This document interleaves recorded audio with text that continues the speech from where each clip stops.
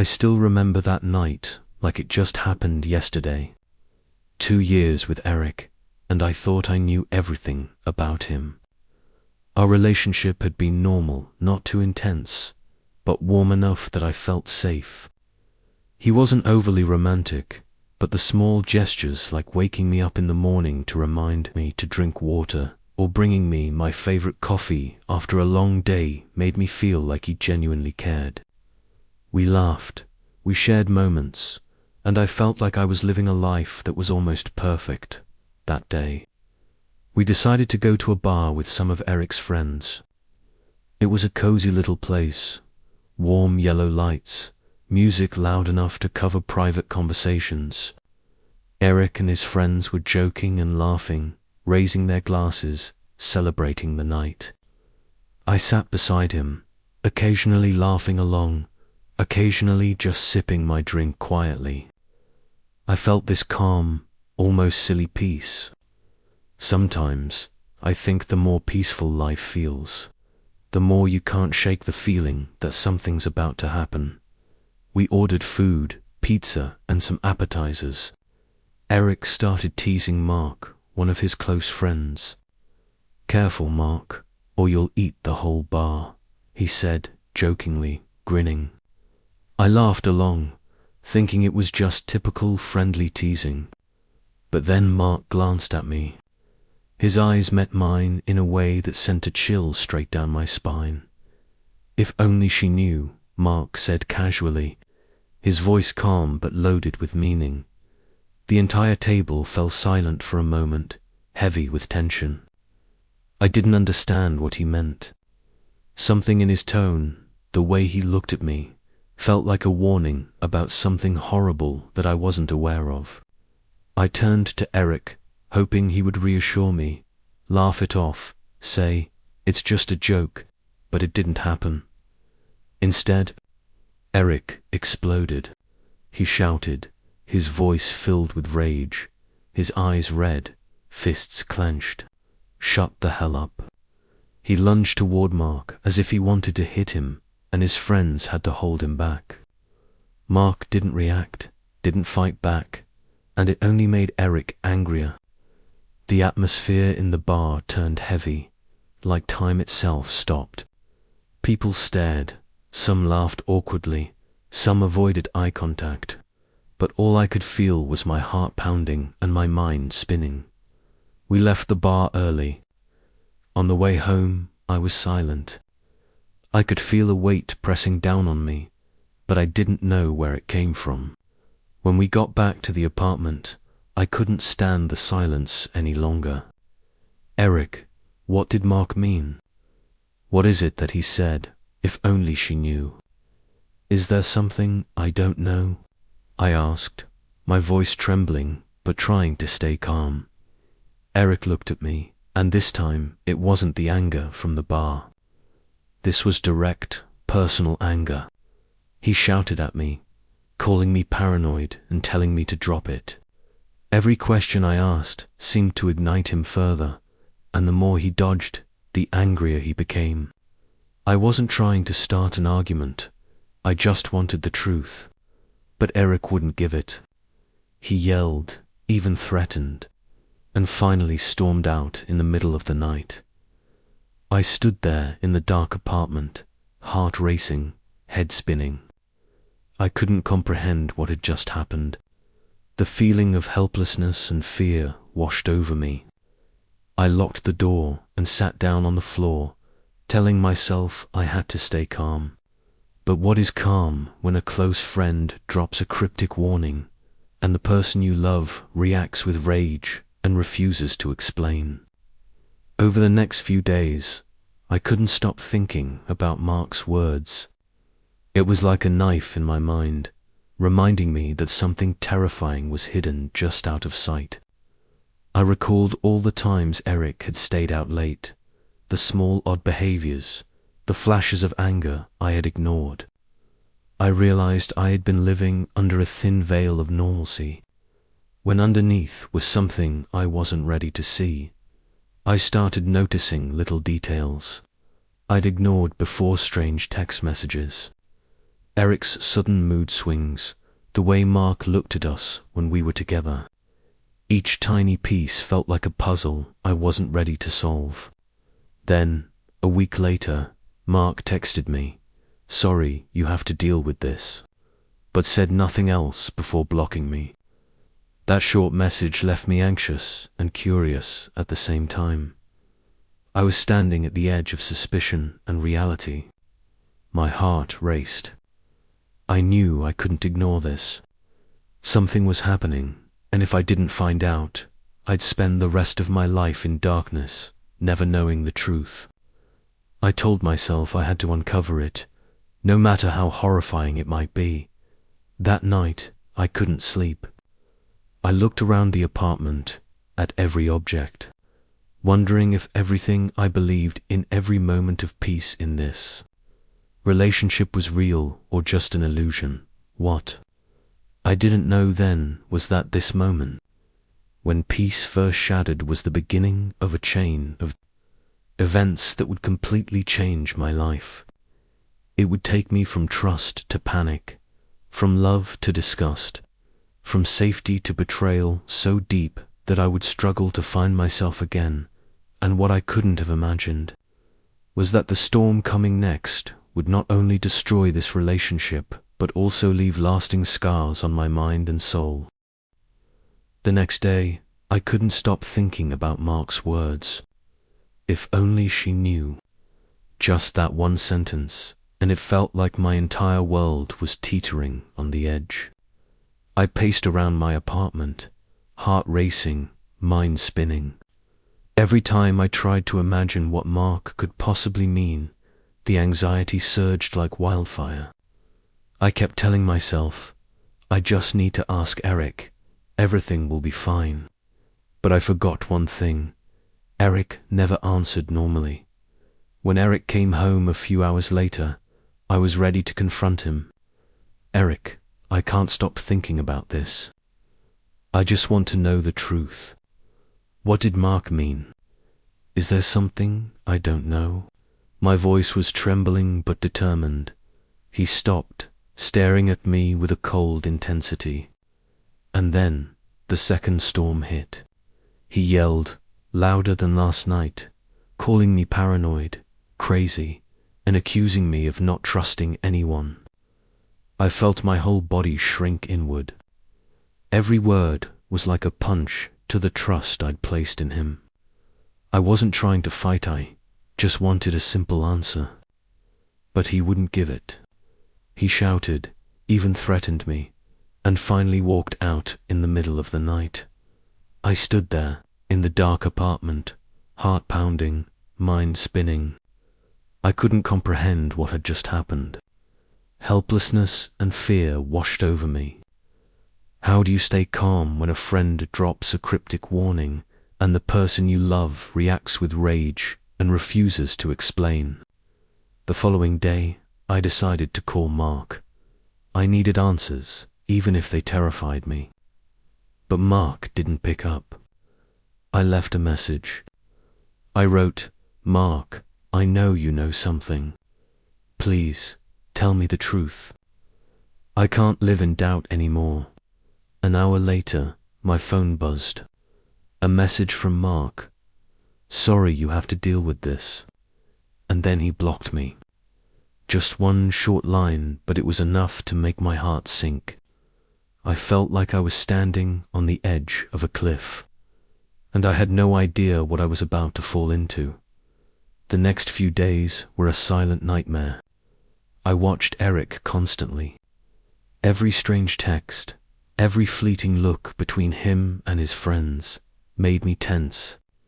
Everything I had trusted about him now felt like a lie. I remembered the late nights, the unexplained anger, the little odd behaviors I had brushed off. I had once told myself he was just stressed, tired, or needed space. But now I questioned everything. Did I even know him at all? Then, one evening, Eric and Mark ran into each other at the bar we used to go to. I noticed something strange. Mark looked at Eric, and for a moment there was fear in his eyes, almost panic. I couldn't hear what they were saying, but their eyes spoke volumes. Something was seriously off. I tried not to watch, but my gaze kept getting drawn in. On the way home, I sat silently in the car, heart racing. I thought about the past, about every ordinary moment I had taken for granted as safe. Every detail now seemed suspicious.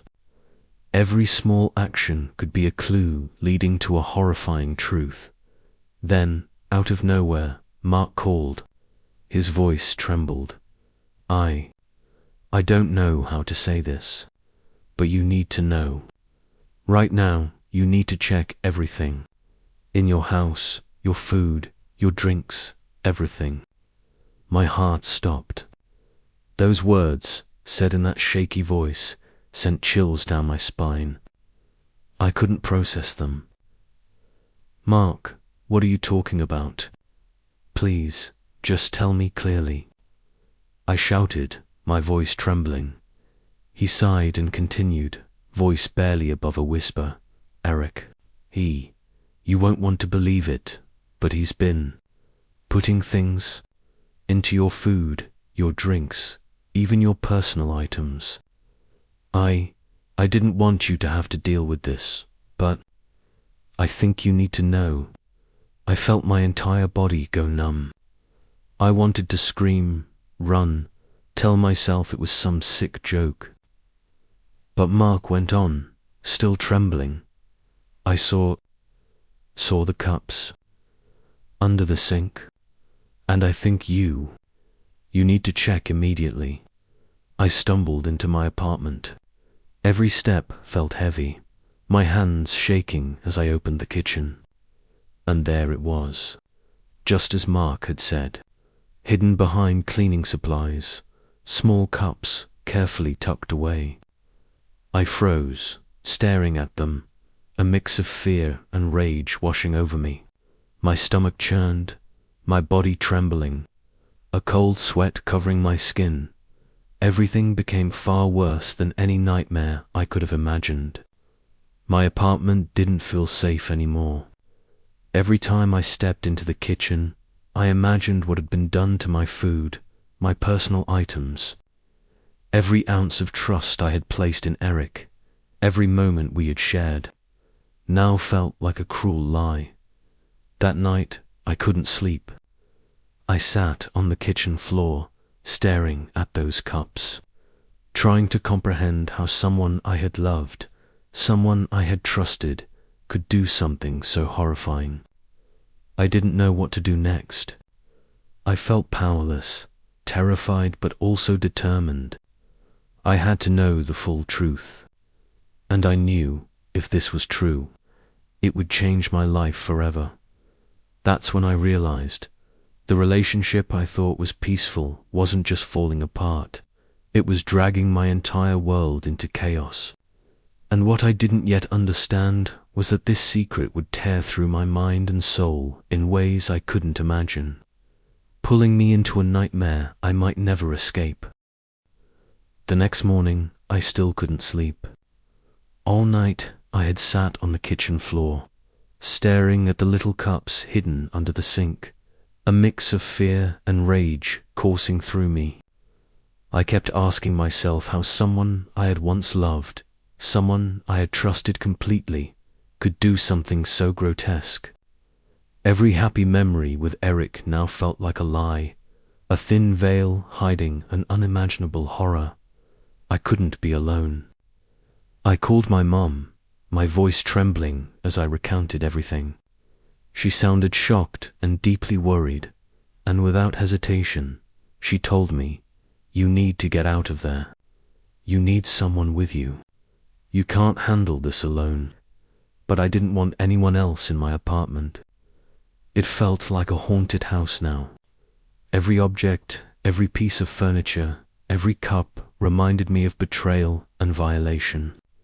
I didn't know where to start, but I knew I had to face the truth.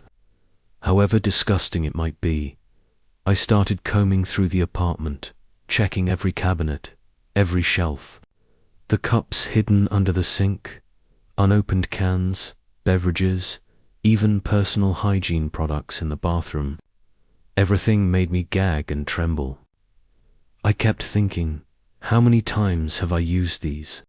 How many times have I eaten or drank, touched things that had been contaminated without knowing? A wave of nausea and revulsion ran through me, as if everything around me had been tainted. I decided to call Mark. He had been the first to warn me.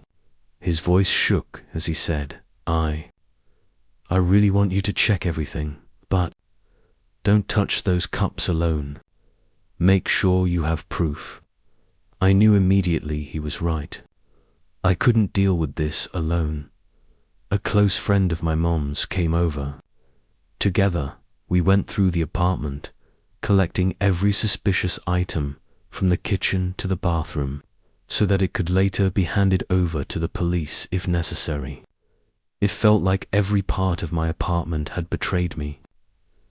I no longer felt safe. Every moment I had ever spent here suddenly became a memory of deceit. Later, Mark texted me, anxious. I know you'll be angry at me, but I can't stay silent anymore. If you want, I can tell you the whole truth. My heart raced. I felt both fear and anticipation. I didn't know if I was ready to hear the brutal truth. And then he told me everything. He had seen Eric and others, including Lewison, involved in acts so vile I could barely imagine them. Eric had turned my food, my drinks, and even personal hygiene products into a sick game. Mark said he had been horrified and confused, unsure what to do. That's why he had stayed silent for a week before sending me the one text. Sorry you have to go through this. As I listened to Mark, fear morphed into fury. It became clear Eric hadn't just betrayed me emotionally. He had violated me physically and mentally in the most horrifying way. The pain inside me felt like it was crushing every cell in my body. The next few days were a silent nightmare. I couldn't eat normally. Every time I looked at the fridge or kitchen shelves, I thought about those disgusting cups. I threw out everything, discarding any item that could possibly be contaminated. The helplessness made me want to cry, but I knew I had to stay alert. I needed proof, I needed the truth, and above all, I needed safety. The next day, I went to the clinic for a full health checkup. I needed to know if I had been exposed to anything, if my body was still intact. Sitting in the waiting room, I shivered. I tried to calm myself, but everything around me reminded me of the contaminated cups, the betrayal. The doctor reassured me, "We'll run all the tests. You'll have answers soon." Their calm voice tried to pull me out of the nightmare, but inside, guilt, fear, and anger still roared. I told myself, I can't let this ruin my life. But I don't even know if I can survive it. Every night, I replayed every moment with Eric, the secretive glances, the lies, the times he smiled like nothing was wrong.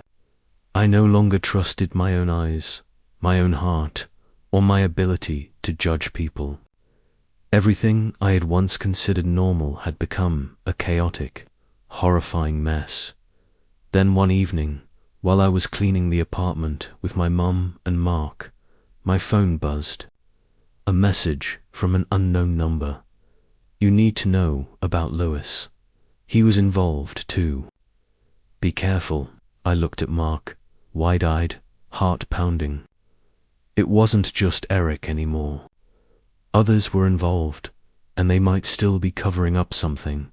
Fear and fury collided inside me. I felt utterly betrayed. The person I had once loved was now a complete stranger.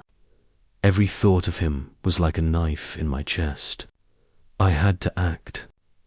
I had to gather evidence, confront the reality, and protect myself. But at that moment, I realized the nightmare wasn't over. All the secrets, all the crimes were waiting to explode, and I would have to face consequences I could never have imagined. I felt both weak and strong, scared and determined, knowing that the next step would change my life forever. After the horrifying days of discovering my apartment had been turned into a nightmare, one thing became clear. This couldn't end with just throwing away contaminated items or getting a health check. I needed the full truth. I had to face the consequences, and most importantly, I had to protect myself from the others involved in this sick game. Mark agreed to help me. He said he would tell me everything, but only if I stayed calm and didn't act recklessly. "It's not just Eric," Mark texted. "There are other people, and you need proof before doing anything." My heart pounded. Everything had gone beyond imagination. Lewis, one of the friends I had once thought was harmless, was also involved. The idea that someone in my circle could be part of this horrifying behavior made me both scared and furious. Mark recounted the details.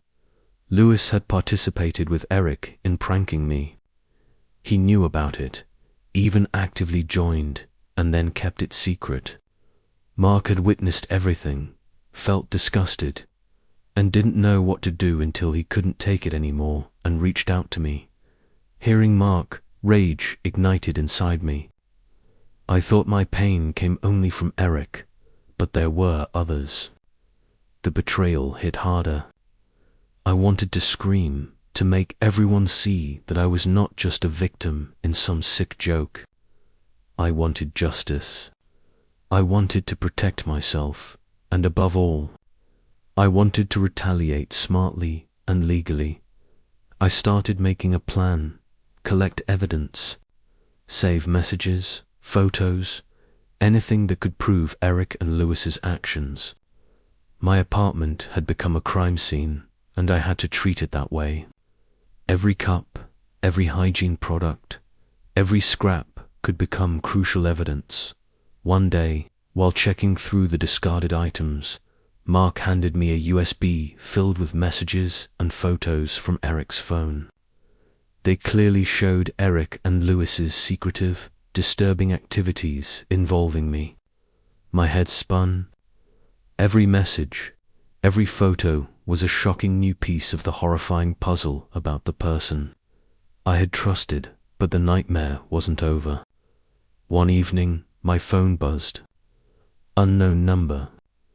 Message: "You don't know what Lewis will do if he finds out you're gathering evidence. Be careful." I looked at Mark, heart racing.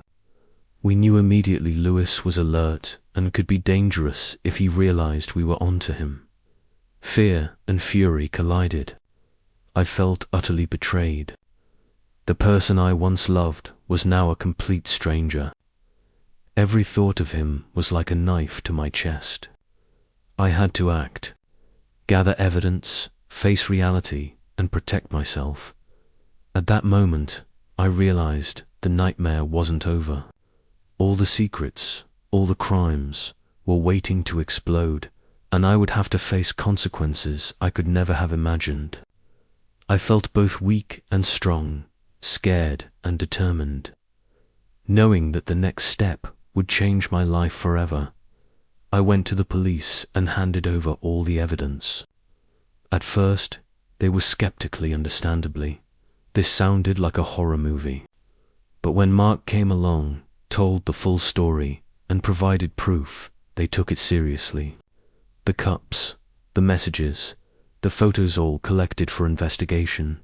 Relief mixed with tension washed over me. Relief that I was doing the right thing. Tension because I knew this wasn't over. Eric was gone, but Lewis remained. He might try to lie or cover up. I had to prepare for the next confrontation. Meanwhile, I started seeing a psychologist. I realized I had endured severe psychological trauma. The betrayal, the violation, the terror of having my body violated, these wouldn't simply disappear. Every day, I had to face the nightmare replaying in my mind and learn to control my rage, so it wouldn't control me. I started keeping a journal, writing down every horrifying detail, every emotion. Writing helped me confront reality, stop running from it, and feel some control over my life. Each line of text became a step toward inner strength, a way to turn pain into energy to face the legal and social consequences. One day, Mark and I received news from the police. They had identified Lewis. He had been trying to hide evidence, but now he was a target. The news made me both fearful and somewhat relieved. Fear because he was dangerous, relief because justice was moving closer. Yet deep down, I still felt empty. The loss of trust, love, and a normal life remained. I wondered if I could ever trust anyone again. I reminded myself, I have to be strong. I can't let Eric and Lewis ruin my life anymore. But I must also learn to live with these memories and heal day by day. Looking back with some distance, I realized one thing. The horror Eric created had changed me, but it also gave me the strength to stand. I was no longer the timid girl who trusted everyone blindly. I was a survivor, someone fighting for the truth, and someone who would never let anyone abuse me again. And I knew the journey wasn't over. The coming days would bring more challenges, legal battles, facing public scrutiny, and, most importantly, learning to heal. But I also knew that now I was not alone. I had my mum, I had Mark, and above all, I had myself determined to turn a nightmare into survival strength. That day, when I walked into the courthouse, every step felt impossibly loud in the vast room, making my heart race faster than ever before. The heavy atmosphere, the smell of paperwork, the cold lights, and the echo of shoes on the marble floor all reminded me of the fear I felt back when I first discovered my apartment had become a nightmare. The sense of helplessness, disgust, and shock surged through me, but I reminded myself, today I would stand up. Mark walked beside me, holding my hand tightly. His eyes were full of worry, but determined, as if he was transferring all the strength I thought I had lost back to me. I took a deep breath, trying to steady my pounding heart, telling myself, I survived everything. I can face Lewis. I won't be scared anymore. When Lewis entered the courtroom, his eyes glanced at me, flashing a mocking smile. I sensed his danger, but I also knew this was the moment for the truth to be revealed. He knew all the evidence was against him, and even his attempt to appear calm betrayed his unease. The trial began. My lawyer, sharp, composed, and fiercely determined woman, presented the evidence one by one. Grinder messages, photos of the cups, contaminated products, and all the items Eric had turned into tools to abuse me. Each detail was revealed, each piece of evidence displayed, leaving Lewis nearly powerless to deny anything. Every statement from my lawyer hit him like a punch, breaking down his defenses and slowly eroding his composure. I sat in the courtroom, trying to remain calm. My heart still raced, but this time it was from determination, not fear. Every testimony from Mark, every image projected on the screen reminded me of the horror I had endured, but it also proved the power of truth.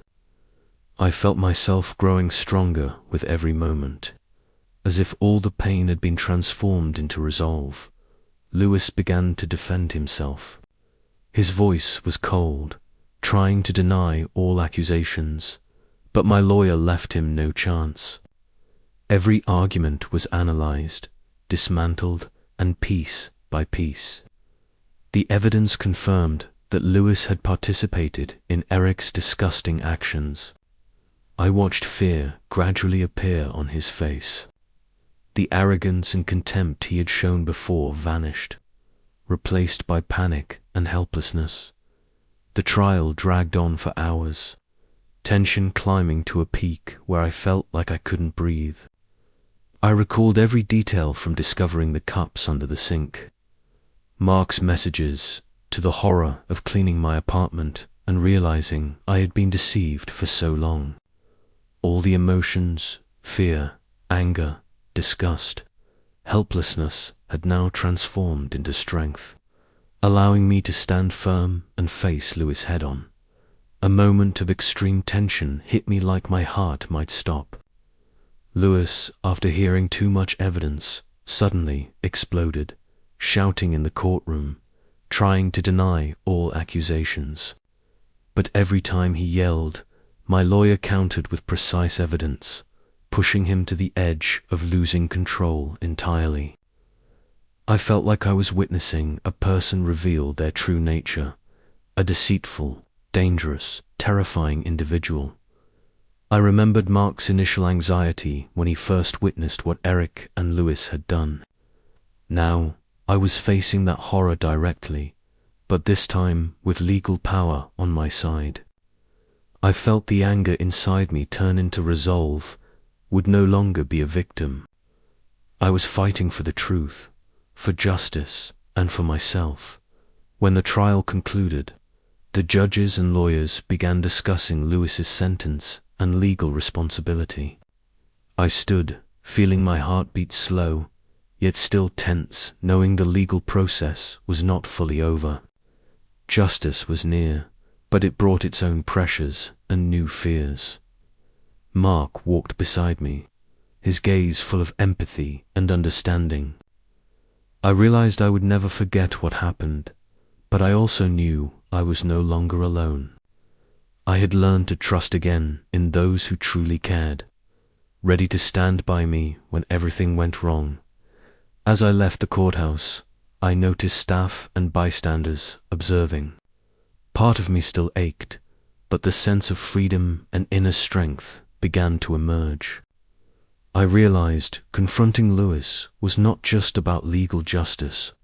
It was about confronting my own fears and reclaiming control over my life. That day, returning home, the apartment still felt strange, but no longer haunted. I began to clean, removing items that reminded me of the horrific memories, and little by little, a sense of safety started returning.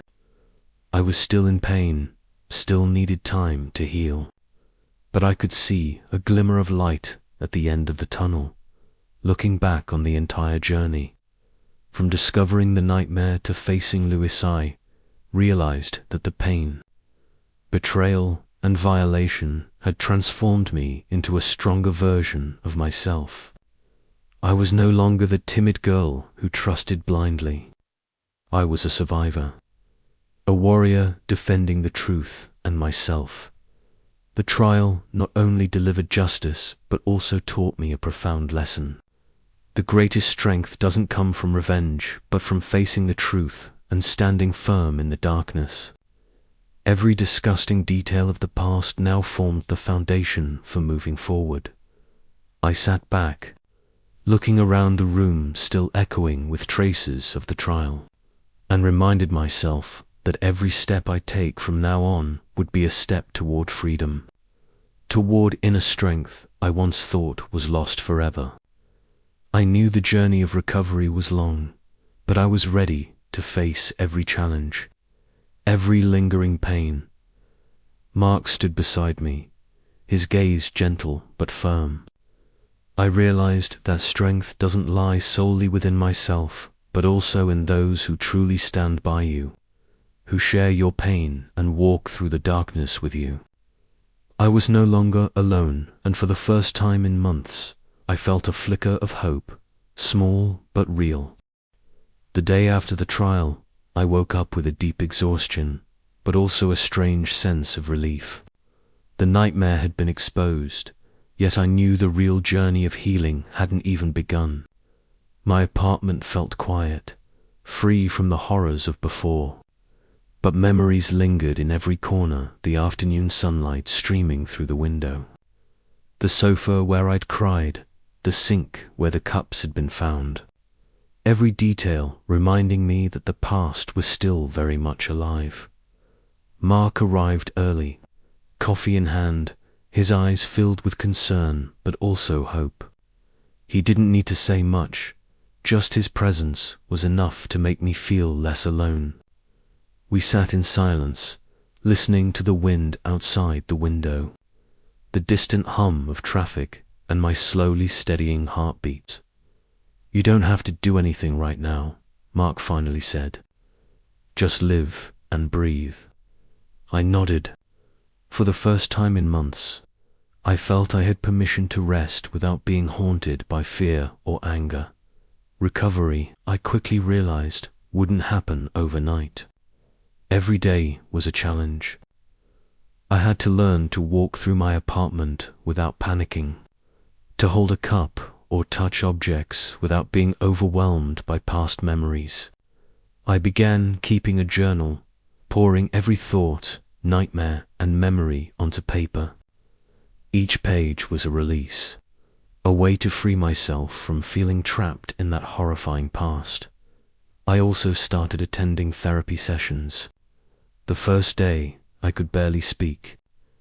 I just sat, staring at the room, at the sunlight spilling through the window, listening to the calm, steady voice of my therapist.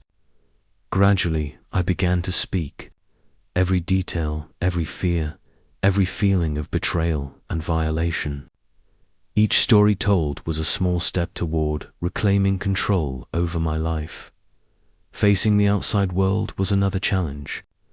Some old friends didn't understand what had happened. Some even doubted me or thought I was exaggerating. I had to learn to distinguish between those who genuinely cared and those who were merely curious. I slowly rebuilt my support network, people who truly supported me, who didn't judge, who were willing to listen without pushing me into a corner. One day, I stepped outside for the first time in weeks. The afternoon sunlight hit the streets, children laughed and played, and the aroma of coffee drifted from a nearby cafe. I breathed in deeply, feeling life continuing on without Eric or Lewis's shadows. I realized the world still existed, still moved forward, and so could I. Throughout this journey, Mark was always by my side, not just as a friend, but as an unwavering emotional anchor. We walked together, cooked together, talked about normal, everyday things I'd missed while fear consumed me. Gradually, I learned to laugh again, to trust that not everyone could harm me. One of the most important lessons was facing public opinion. Many people had heard parts of the story and offered their judgments, some supportive, some dismissive. I learned to say no to judgment, to not let outsiders define my worth. I focused on myself, my mental health, my physical health. Each day, I set small goals: eat well, exercise, see friends, read a book. Every little victory was a step forward. I also explored organizations that help survivors of abuse. Attending support meetings, hearing others share stories similar to mine, I realized I wasn't alone. Their experiences were not only inspiring, but also proof that healing was possible, that mental strength could be rebuilt from the ruins of trauma. One evening, Mark and I sat on the balcony, overlooking the city at night. The lights sparkled like tiny stars. The rhythm of life continued, and I realized something crucial. I had survived. I had the right to happiness. I had the right to trust myself and those worthy of it. I had the right to start over. Healing didn't mean forgetting. I still remembered the painful memories, but now I had the power to decide how they affected me. Each passing day, I learned to turn the past into strength, standing firmly on my own 2 feet and moving forward. Mark smiled softly, holding my hand. "You're stronger than you think," he said. And for the first time, I truly believed him. I knew the journey was far from over, but I finally had the strength to keep going. From that moment on, I began to believe I could rebuild my life no longer shadowed by darkness. A life where I was the one in control, where I fought for my own happiness and peace. And for the first time in months, hope, small, fragile, but real, felt possible again.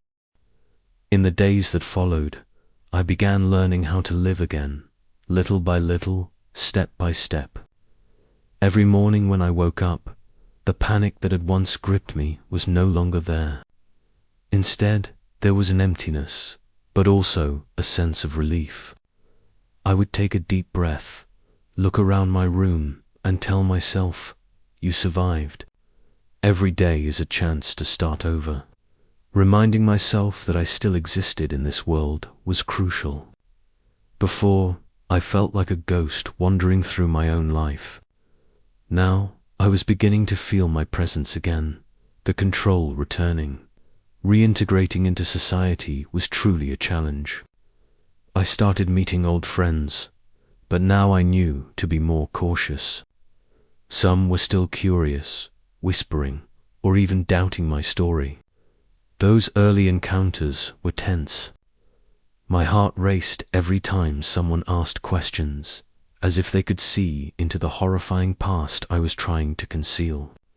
Gradually, though, I learned to distinguish between those who genuinely cared and those who were just nosy or judgmental. I chose to converse only with those who made me feel safe, who listened without judgment. Every moment of empathy felt like reclaiming a piece of myself I had thought was lost forever. Returning to work was another challenge. At the office, people had heard the story, but they didn't know the full details. I felt some tension, the old anxiety creeping in. I decided not to explain too much, focusing on my work and regaining my rhythm. Every email, every meeting was a reminder that I could still take control of my life, that the horrors of the past no longer defined me. I began to feel stronger as I stood before colleagues, facing their curious, sometimes skeptical looks. Mark remained a steady presence, a silent anchor. He didn't always offer advice. Sometimes it was just a hand to hold, a look, or a gentle hug, but it was enough to remind me that I was not alone. I realized recovery came not only from within, but also from genuine connections. From learning to trust people against something I had thought was permanently shattered. I began attending yoga and meditation classes and running in the mornings. At first, just standing and moving in public spaces made me anxious. But gradually, with each step and each breath, I learned to control my body and mind. Each time I ran along the familiar paths of Central Park, with the morning sun warming the pavement, I felt freedom and the control I had once lost. I began to feel my body was truly mine again, no longer governed by memories of horror or fear. One important lesson was facing public opinion. Many people had heard my story. Some were supportive, but many were judgmental, even skeptical. Initially, this made me angry and felt like another violation. But over time, I learned to ignore meaningless chatter and focus on myself. I was living for me, not for them. Every day, I set small goals. Eat regularly, exercise, meet friends, read a book. Each small victory was a step forward on the path of recovery. I also began rewriting my story, not just for others, but for myself, to understand the process of healing. Each page I wrote reclaimed a part of myself from the past, a step toward the inner strength I had thought lost forever. I didn't just write about the pain. I wrote about every moment I overcame fear, Every smile I rediscovered. Every time I stood taller and stronger. One day, I received a notice from Eric and Lewis's families. They wanted me to attend a legal meeting to resolve outstanding issues. At first, I panicked. The memories of the past rushed back, reminding me of the nightmares I had endured. But this time, I decided to face it. I prepared meticulously, presenting reasonable requests and clear details, and walked into the meeting room with confidence. I knew I was no longer the frightened girl. I was a woman capable of protecting her rights and herself. During the meeting, the power inside me returned. I saw confidence in my face, every word and decision proof that I had become independent. Whenever Lewis or his family tried to argue, I held my ground. I could feel strength coursing through me like a silent current, reminding me that I was no longer controlled by my past fears. Evenings were spent walking with Mark in Central Park, golden leaves scattered across the paths, the sunlight filtering through the trees, and for the first time in months, I truly felt at peace.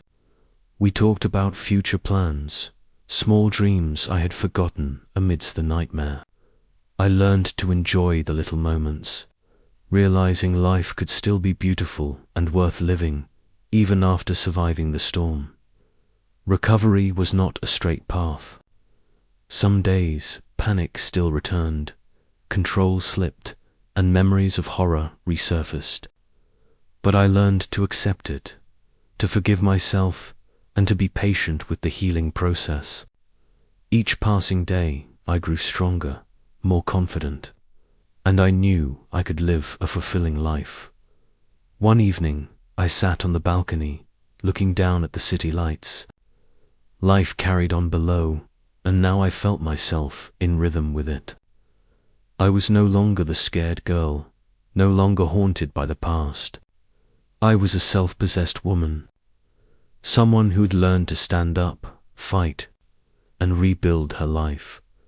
Mark stood beside me, holding my hand, and softly said, "You've come a long way, and you're going to go even further." I smiled, truly feeling the strength within myself for the first time. I knew the journey was still long, but now I was no longer alone, no longer afraid, and fully ready to move forward. Recovery, I realized, isn't about forgetting everything. It's about learning to live with the past, learning to turn pain into power, and learning to take control of your own life. And in that moment, I knew a new chapter of my life had begun, a chapter of freedom, faith, and inner strength that nothing could ever break. The days after the legal meeting were quiet but heavy. Even though I had faced Lewis and made my voice heard, the echoes of what had happened still lingered in my mind. Some mornings I woke up feeling fragile, as if the weight of everything could crush me before I even got out of bed. Other days, I felt a spark of energy, a reminder that I was reclaiming my life, one small victory at a time. It was in these moments I began to truly understand that healing wasn't linear. It was messy, unpredictable, and often exhausting, but each step forward mattered. I started setting routines, creating structures to my days. Breakfast became intentional, a time to nourish myself rather than just survive.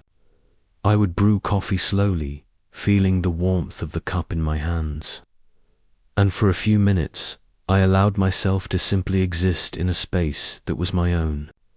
The apartment, once tainted by betrayal and fear, slowly became a canvas I could reclaim. I painted over walls, reorganized furniture, and bought small things that made the space feel alive again. Each change, no matter how minor, was symbolic, a way to take back control, to tell myself, this is mine. I am here, I belong here. Mark continued to be my anchor. He didn't pressure me to move faster than I could, and he never minimized what I'd gone through. Instead, he reminded me gently that I was allowed to have bad days, to cry, to feel overwhelmed.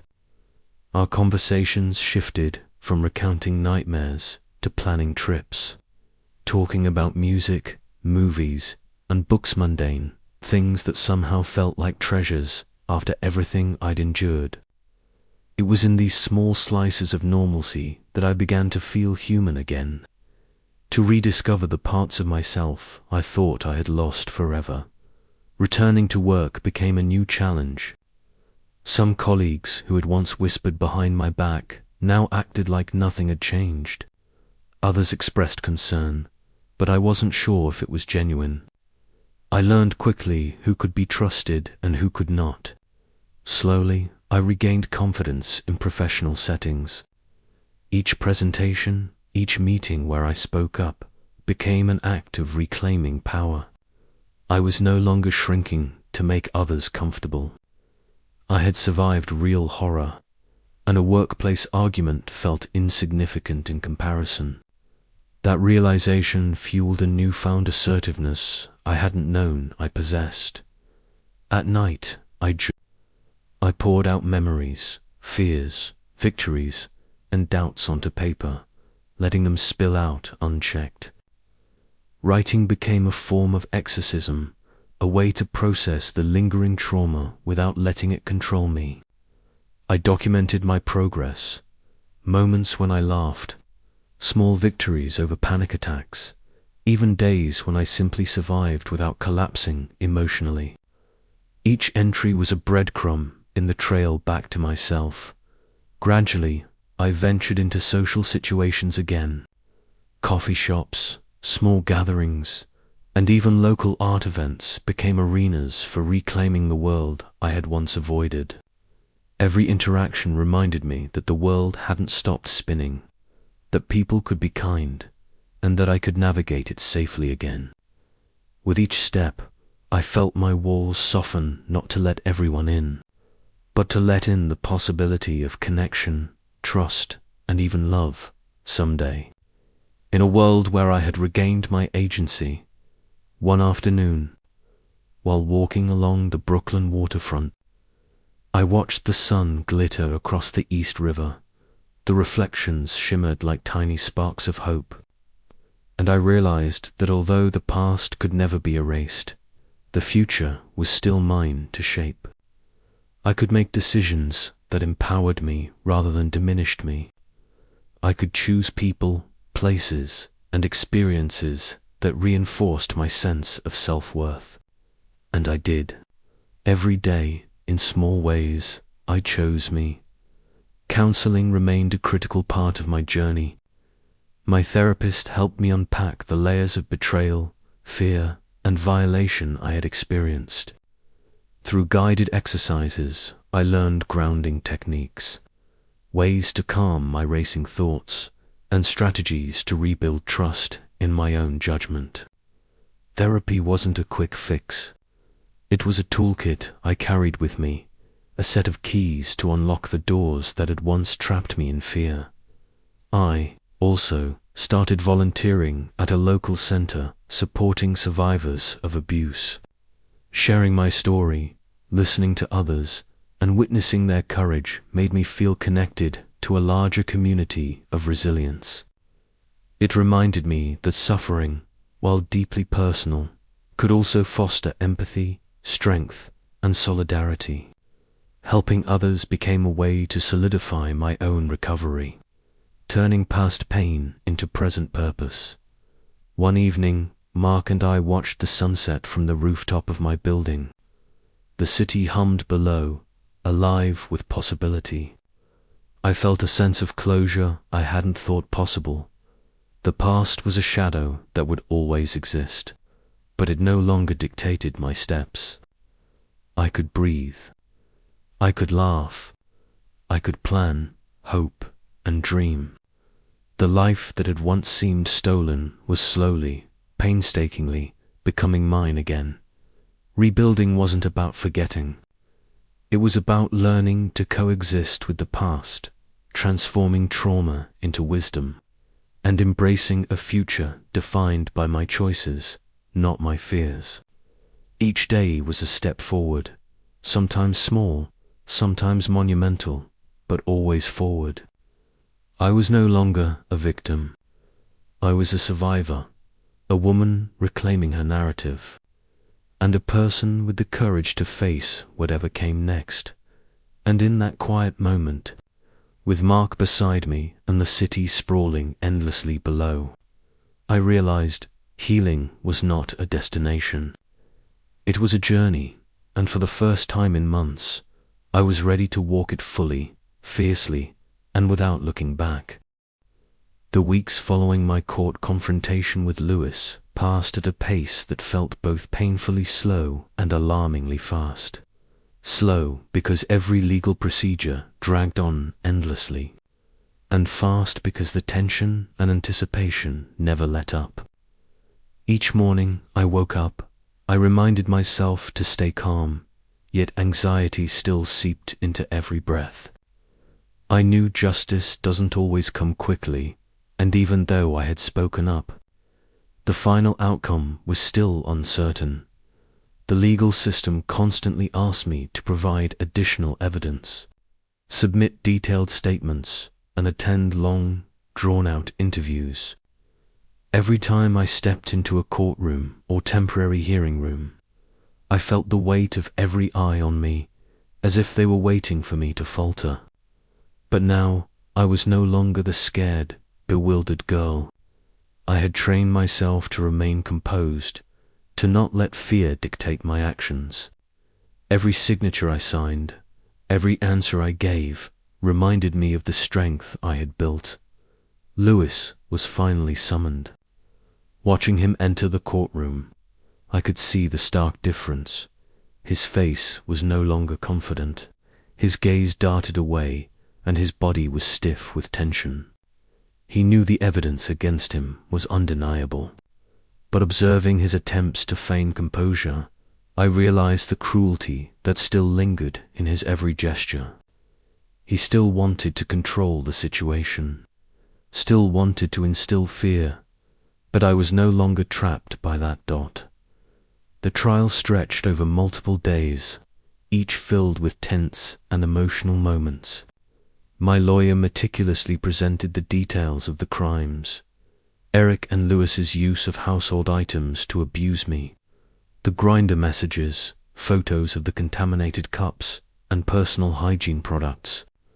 Each piece of evidence struck hard against Lewis's attempts to hide the truth, forcing him to confront reality. During the hearings, I witnessed Lewis trying to deny everything, sometimes shouting, sometimes feigning weakness. But my lawyer dismantled every claim with precision, analyzing every detail, cross-referencing testimonies with physical evidence.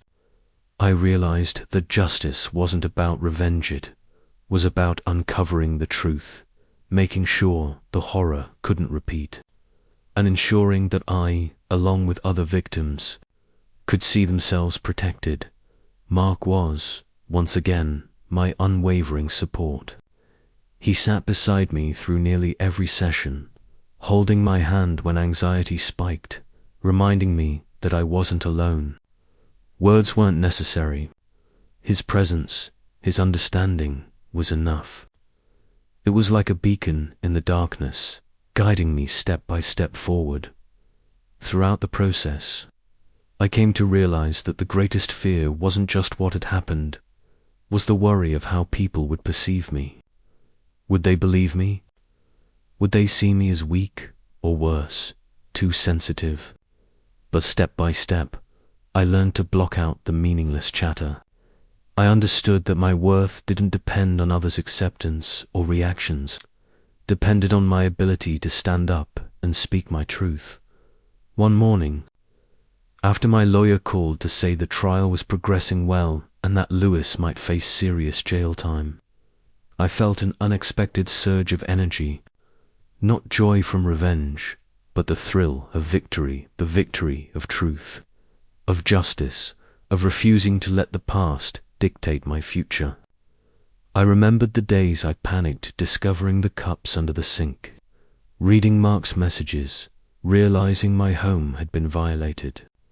Now I stood tall, inhaled deeply, and knew I had survived it all. Outside the courtroom, I also faced the emotional aftermath. Nightmares still occasionally returned, painful memories lurked, waiting to pull me under. But thanks to therapy, Mark's support, and volunteering with other abuse survivors, I learned to manage the fear and transform it into energy to move forward. Every day became a training ground. Every step a declaration of control over my life. One evening, stepping outside into the crisp night air, I looked up at a sky full of stars. The city buzzed below, but I felt a sense of peace I hadn't known in months. Each tiny glimmer reflected a reminder. Every step forward, no matter how small, mattered. The future wasn't perfect, but it was mine, and I was ready to claim it. I knew the journey wasn't over. There would still be challenges, lingering pain, and weak days. But now I had learned that strength isn't the absence of fear, it's standing up despite it. And I was standing up. Everything seemed to slow down after the final court session. Lewis was finally facing the legal consequences, and justice had been partially served. But stepping out of the courtroom didn't mean my story was over. Safety, trust, and peace, things I once took for granted, now had to be rebuilt, carefully, piece by piece. Each step forward required patience, courage, and constant reassurance that I was allowed to reclaim my life, returning home. The apartment that had once felt like a prison of horror now felt strange, almost alien. The spaces that had been filled with dread were silent, empty, waiting to be reshaped. I began methodically cleaning every corner. Items that reminded me of fear and violation were thrown away or sanitized. Each object discarded was a tiny act of defiance, a way to reclaim control over the life that had been stolen from me. The process was exhausting and emotionally draining, but also strangely cathartic. I felt my power slowly returning with each small action. Mark remained a constant presence. He didn't crowd me or speak unnecessarily. He simply stayed, a quiet anchor in the storm. Sometimes, just knowing he was there, ready to hold my hand or sit silently beside me, was enough to calm the storm inside. There were nights I couldn't sleep, memories crashing over me like waves, and he would simply be there, patient, steady, unwavering. That kind of support was a lifeline, something I hadn't realized I had missed so desperately until I felt it again. Therapy became a daily lifeline. At first, confronting the memories, the fear, the violation, the anger was almost unbearable. Nightmares came uninvited, flooding my sleep with echoes of past trauma. I would wake, drenched in sweat, heart racing, mind spiraling. But with every session, every word spoken aloud in a safe space, I began to process the trauma. I learned that strength didn't mean forgetting the past or pretending it never happened, meant surviving it, integrating it into who I was, and choosing to move forward regardless. I also began to reach out, connecting with other survivors. I shared my story at support groups, initially with a sense of hesitance, almost fear of judgment. But I quickly discovered that my experience resonated with others. Each nod of understanding, each whispered me too, reminded me that my suffering did not isolate me. It reminded me that pain, while intensely personal, could also become a bridge to empathy, connection, and shared healing. Helping others, in turn, helped me heal. Each person I supported, each conversation, each moment of validation was a reinforcement of my own power. Even as I rebuilt, loneliness was still a presence. But now, it was no longer a threatening void. It became a companion for introspection, a space to reflect, to grow, and to nurture the peace within. I began journaling daily, writing down thoughts and emotions that had once felt overwhelming. Each page became a map of my recovery, a tangible marker of progress, a record of my reclamation of self. Writing became therapy, a mirror in which I could see the strength I was often too busy doubting. One night, standing at the window of my apartment, looking out over the city, I felt an unexpected surge of calm. The twinkling lights below felt alive, almost celebratory, as if acknowledging my survival. For the first time in months, I didn't feel trapped by the shadows of the past. I had endured, confronted the darkness, and emerged scarred, yes, but unbroken. The city, buzzing below, became a symbol of the resilience of life. Even amidst chaos and uncertainty, there is light, there is motion, there is hope. Mark noticed my gaze and quietly asked, "Are you okay?" I looked at him, and for the first time in what felt like forever, my voice carried certainty and conviction. "I'm okay, and I'll be stronger than ever." It was in that moment that I understood the true nature of recovery. It isn't a destination or a final point of closure. It's a long, ongoing journey of patience, resilience, and self-acceptance. It's about learning to live with the memories, not allowing them to define you, and choosing every day to step forward, to rebuild, and to reclaim joy. My past no longer dictated the limits of my future. Instead, it became the foundation for the person I was becoming, stronger, wiser, more compassionate, and fiercely protective of my own well-being. I knew the road ahead would still have obstacles. There would be days of doubt, moments of fear, and lingering shadows that would attempt to pull me backward.